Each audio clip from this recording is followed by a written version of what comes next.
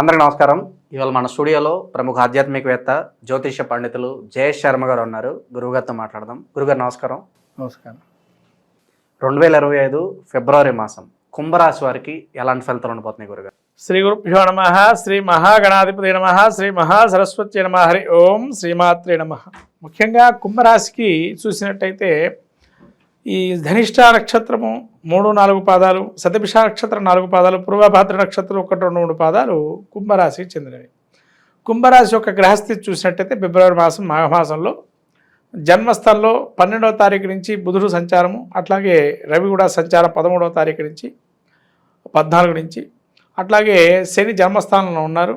తర్వాత ద్వితీయ స్థానంలో శుక్రుడు, రాహు, అట్లానే చతుర్థమందు గురుడు, పంచమందు కుజుడు వక్రి, అట్లానే అష్టమందు కేతు. ఇది గ్రహ సంచారం చూసినట్టయితే ముఖ్యంగా జన్మస్థ శని అంటే ఆల్రెడీ వీరికి ఏలినాడి శని ప్రభావం అనేది నడుస్తుంది. అయితే ఇప్పటి వరకు కర్మకారకుడైనటువంటి శని మిమ్మల్ని బాధించి విడిచిపెడుతున్నటువంటి మాసంగా చెప్పవచ్చు. అంటే మీరు బేరీజ్ వేసుకోవచ్చు. దీన్ని ఎలా వేసుకోవచ్చా అంటే జనవరి మాసంలో మీకు జరిగిన సంఘటనలు కానీ, జనవరి మాసంలో ఉన్న రిలీఫ్ ఏదైతే ఉందో హీలింగ్ అనేది మీకు ఇప్పుడు కనబడుతుంటుంది.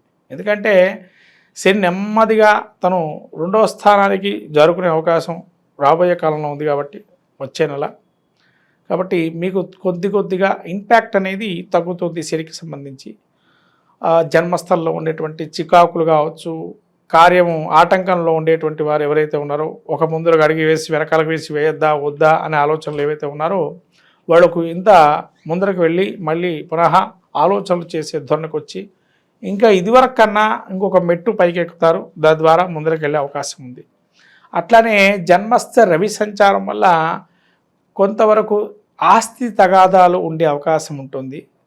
ఈ తగాదాలు పిత్రార్జితం ఉండే ఆస్తి ఏదైతే ఉంటుందో కోర్టు కేసుల్లోకి పడే అవకాశం ఉంది. కానీ జాగ్రత్తగా మీరు రాయభారంగా ఉండద్దు. వేరే ఎవరినైనా రాయభారిగా పెట్టుకొని తద్వారా నడిపించటం అనేది మంచిది. ఎందుకంటే కోర్టు సమస్యలు పరిష్కారం కావటం అంత ఈజీ కాదు మీకు రాబోయే రోజుల్లో. కాబట్టి అది జాగ్రత్తగా ఉండడం మంచిది. అట్లాగే జన్మస్థ బుధుడు కూడా అంటే వీళ్ళకి సమయానికి భోజనం చేయకపోవటం, అకాల భోజనము, తద్వారా కొంత అరగకపోవటం, ఆ తిన్నటువంటి భోజనము తద్వారా అనారోగ్యం వచ్చేది అవకాశం ఉంది. అంటే శని జన్మంలో ఉన్నాడు, రవి జన్మంలో ఉన్నాడు, బుధుడు జన్మంలో, త్రిగ్రహ కూటమి అంటే 3 గ్రహాలు జన్మస్థానంలో సంచారం ఉన్నాయి. జన్మస్థానంలో ఏ గ్రహం ఉన్నా ఎవరికైనా కానీ, ఏ జన్మరాశిలో ఉన్న వాళ్ళకి కానీ ఆ గ్రహం ప్రస్తుతంగా ఉపయోగంగా ఉండదు, ఒక్క శుక్రుడు తప్ప.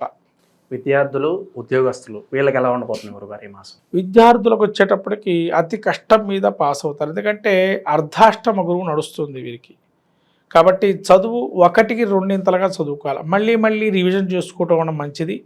పోటీ పరీక్షలు వెళ్ళేటువంటి వారు మీ యొక్క సలహాలు కానీ, మీ యొక్క సూచనలు కానీ, మీ డిస్కషన్ కానీ, విద్యా సంబంధం డిస్కషన్స్ మీ తోటి వారితో కూడా, స్నేహితులతో కానీ పంచుకోవడం వల్ల కొంత పరిజ్ఞానం ఏర్పడుతుంది. అప్పుడు మీకు జ్ఞాపక శక్తి పెరుగుతుంది. తద్వారా పరీక్షల్లో కొంతవరకు రాణింపు అనేది వస్తుంది. అంటే వారు చెప్పే విధానంలో మీకు నచ్చవచ్చు, లేదా మీరు చెప్పే విధానం వారికి నచ్చవచ్చు. అలా విద్యార్థులు ఇచ్చిపుచ్చుకోవటమైనటువంటి ధోరణితో ఉంటే కనుక ఖచ్చితంగా విద్యావంతులు అవుతారు. శుభకార్యాలు జరగటానికి ఏదైనా ఆస్కారం కనిపిస్తున్నా గురుగారు? శుభ కార్యక్రమాల నిమిత్తము కొంత ఆటంకంగా ఉంటుంది, అయినా ముందుకు వెళ్తూ ఉంటారు. ఈ శుక్రుడు రాహు ద్వితీయ స్థానంలో ఉండటం వల్ల కుటుంబంలో కొన్ని కలహాలు వచ్చినా అవి సమస్య పరిష్కారం అవుతాయి శుక్రుడు ఉచ్చస్థితిలో ఉండటం వల్ల. అట్లాగే ధన రాబడి, మీరు ఒక ధనము స్థూలంగా ఒక అమౌంట్ అనుకుంటారు. ఆ అమౌంట్ అనుకున్న దానిలో కొంత 60% వస్తుంది, 40% రాదు. కారణం ఏంటి అంటే ద్వితీయంలో రాహు ఉండటం వల్ల ఆ ధనం అనేది ఆగిపోతుంది. మళ్ళీ ఇంకొకసారి వెళ్ళి మన ప్రయత్నపూర్వకంగా చేస్తే ధనం వస్తుంది. కాబట్టి ధన విషయాల్లో మాత్రము మీరు అనుకున్నంత అనుకోండి, కానీ అక్కడ రావటం మాత్రం కొద్దిగా తగ్గే అవకాశం ఉంటుంది. ఖచ్చితంగా ధనలాభాలు, కుటుంబం సంబంధించిన ఒక శుభ పరిణామం కూడా మీకు వార్త అనేది వస్తుంది. కాబట్టి ఆ శుభ పరిణామం చాలా అద్భుతంగా ఉంటుంది మీ జీవితంలో. విదేశీ ప్రయాణాలు కావచ్చు, ఇంకా ఇతరగా విహారయాత్రలు, ఇంకా అనుకోకుండా కొన్ని ప్రయాణాలు చేయడం, ఇవన్నీ ఏమైనా కనిపిస్తున్నాయి గురుగారు? విహారయాత్రలు ఖచ్చితంగా ఉంది. శుక్రుడు రాహు కలయిక ద్వితీయంలో ఉండడం వల్ల విహారయాత్రలు వస్తాయి. ఖచ్చితంగా ఆ విహారయాత్రల్లో వీళ్ళు ఆహ్లాదకరమైన వాతావరణం కానీ, లేదా అక్కడ కుటుంబం ఉన్నటువంటి బంధువులు కానీ, స్నేహితుల్లో కానీ ఒక మంచి వాతావరణం ఏర్పడుతుంది. ద్వితీయ స్థానంలో శుక్రుడు యోగదాయకంగా ఉన్నాడు, ధన రాబడి కూడా అంతే ఉంటుంది, నూతన పరిచయాలు కూడా ఏర్పడతాయి. కానీ ఇక్కడ ఏంటంటే శుక్రుడు రాహు కలిసి ఉండడం వల్ల స్ట్రేంజర్స్ కూడా ఎదురవుతారు, కాబట్టి జాగ్రత్తగా ఉండడం మంచిది.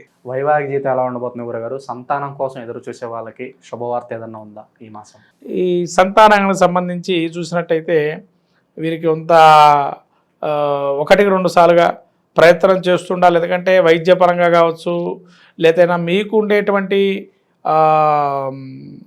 వ్యవహారికమైన యాంత్రిక జీవనంలో కొంత స్పేస్ అనేది కరువుగా ఉంటుంది. ఎందుకంటే మీరు చేసే వృత్తిలో కావచ్చు, ఉద్యోగంలో కావచ్చు. కాబట్టి కొంత సమయాన్ని కేటాయించడం మంచిది. సంతానం కోసం సమయాన్ని కేటాయించి వెళ్ళటం మంచిది. రాబోయేది కొంత సంతాన పరంగా చూస్తే మీకు యోగదాయకంగా ఉంది, సంతానానికి ముందరకెళ్ళొచ్చు, కలుగుతుంది కూడా.